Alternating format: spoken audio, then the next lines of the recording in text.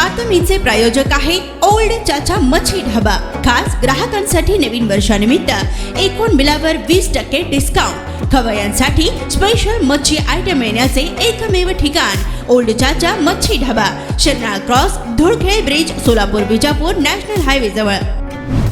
राज्यातील गरजू आणि आर्थिक उत्पन्न कमी असलेल्या नागरिकांना 2 वेळचे चांगले जेवण मिळावे यासाठी सरकारमार्फत कमी पैशात रेशन पुरविले जाते। रेशनचे धान्य खाणाऱ्या सर्वच नागरिकांसाठी आता मोठी बातमी समोर आली आहे। नवीन वर्षाच्या पहिल्याच दिवशी म्हणजेच 1 जानेवारीपासून राज्यभरातील रेशन दुकानदारांचा बेमुदत संप सुरू होणार आहे।